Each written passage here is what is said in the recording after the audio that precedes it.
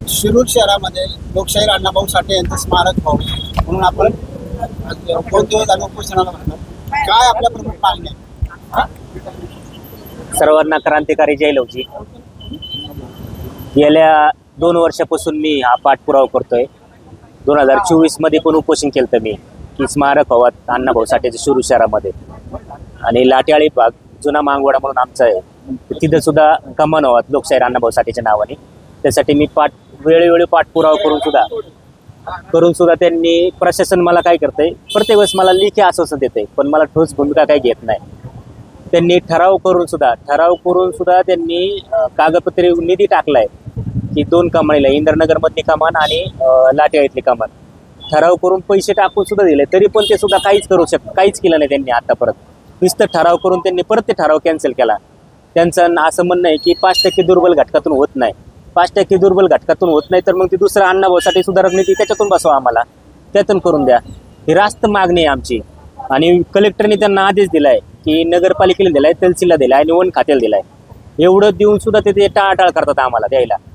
म्हणजे आम्ही आतापर्यंत मातंग समाजाने आतापर्यंत शिरूर शहरामध्ये दाखवून द्यावात की मातंग समाजाच्या शिरूर शहरामध्ये काही वास्तू आहे का? एकही वास्तू नाही.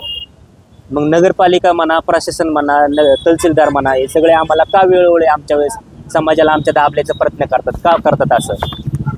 ही माझी प्रशासनाला विनंती आहे की बाबा आम्ही जाणून बुजून आम्हाला करतात. आम्ही एकदम बाबासाहेबांच्या संविधानाच्या आम्ही मार्गाने आम्ही उपोषण केलं, बसलेले आम्ही.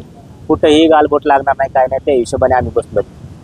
शासनाकडून वारंवार एकही गोष्टीचा हे नाही आहे, काय म्हणतात, पाठपुरावा नाही. म्हणजे आपली संस्था नगर परिषद, म्हणजे आपल्या स्थानिक लेवलची संस्था बघितल्या तर आपली नगर परिषद, तिथलं एकही कर्मचारी म्हणा, एकही कामगार वर्ग म्हणा, कोणतं काम करायला काही नाही. पाठपुरावा हा शब्दच नाही आहे त्यांच्याकडे. फक्त ओढाओढीचे उत्तर देतात आणि त्यांच्याकडे गेलो की आम्ही तुम्हाला हे करतो. मग जाणून बुजून एकच कास्टवर यांचं टार्गेट असलं, एकच जातीला कास्टला हे एक टार्गेट केल्यावर म्हणजे हे काम करू देत नाही.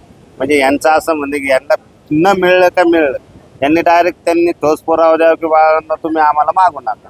तुमच्या समाजावर अन्याय होतो असा आरोप आहे का? हो, माझा सरळ आरोप आहे. आमच्या जाती विरोधात एकच कास्टला हे सगळे नगरपालिका भ्रष्ट म्हणेन मी आता माझ्या मराठी भाषेत की यांचा आम्हाला विरोध आहे, आमच्याच जातीला विरोध आहे. सगळ्या समाजातून तुम्ही येतो त्या जातीला या प्रशासनाकडून विरोध आहे, विरोध. कामं होत नाही असा आरोप करताय. हो हो.